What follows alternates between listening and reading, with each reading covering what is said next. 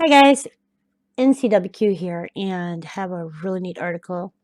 Largest Neolithic settlement in Israel uncovered. Up to 3,000 people may have lived there. And this is what the area looks like. And the article goes on to state, before it gets destroyed by a newly constructed highway, a 9,000-year-old Neolithic site just outside of Jerusalem is getting an exhaustive excavation, according to the Israel Antiquities Authority. The humans who lived there during the Neolithic, which is the last period of the Stone Age, were a sophisticated bunch. Many of them were likely farmers who had stored hundreds of thousands of seeds, including lentils, chickpeas, and beans, in storage facilities. These ancient people also kept domesticated goats, as shown by animal remains found at the site, and they traded with neighboring regions, such as what is now Turkey, Jordan, and the areas around the Red Sea. This is the first time that such a large-scale settlement from the Neolithic period, 9,000 years ago, has been discovered in Israel. Hamoudi Kalaili and Jacob Vardy, archaeologists and excavation directors at the site, who worked with Israel Antiquities Authority, said in a statement, at least 2,000 to 3,000 residents lived here, an order of magnitude that parallels a present-day city.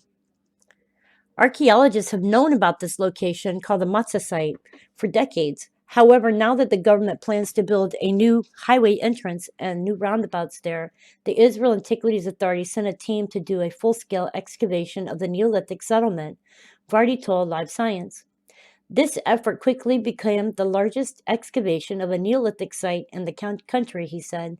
During the Neolithic, hunter-gatherer groups began farming and making permanent settlements. So it came as no surprise when they found large buildings with rooms where Neolithic people once lived, public facilities, and places for rituals. Alleyways ran between the buildings, showing that the settlement had advanced layout. Some buildings even had plaster floors. The team also uncovered human burials beneath and around the houses. Some of the burials also held burial goods, likely offerings that may have been given to help the deceased in the afterlife. Some of these grave goods came from far away, including obsidian beads from Anatolia, modern-day Turkey, and seashells from the Mediterranean Sea and Red Sea, indicating that people at this site traded with neighboring regions. The excavation also uncovered several stone and mother-of-pearl bracelets, which, given their small size, were likely worn by children or adolescents, Vardy said. He added that one burial showed that these bracelets were worn on the upper arm.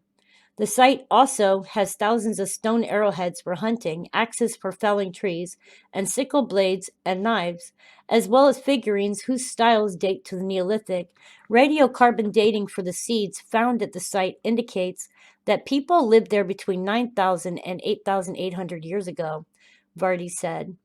In addition to farming crops and keeping goats, these people kept cows and pigs. They also hunted game, such as gazelle, deer, wolves, and foxes, as shown by animal remains there.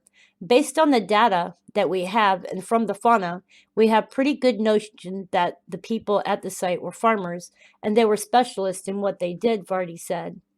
After the Neolithic period ended, people continued to live there. It's clear why this spot was so desirable, Vardy said, as it's near the large spring and several smaller springs that supply fresh water.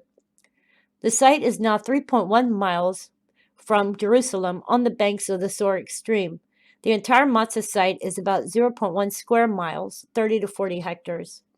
As the excavation wraps up, the team still has a lot on its plate. The researchers plan to publish several papers and articles for the public on the site, as well as put some of the artifacts in a museum for public viewing, Vardy said. Anyways, you guys, if you like this article, it will be below the video. There is another video within that article that is really interesting. Anyways, you guys, much love, and I hope y'all have a great day or night wherever you are in the world. Much love.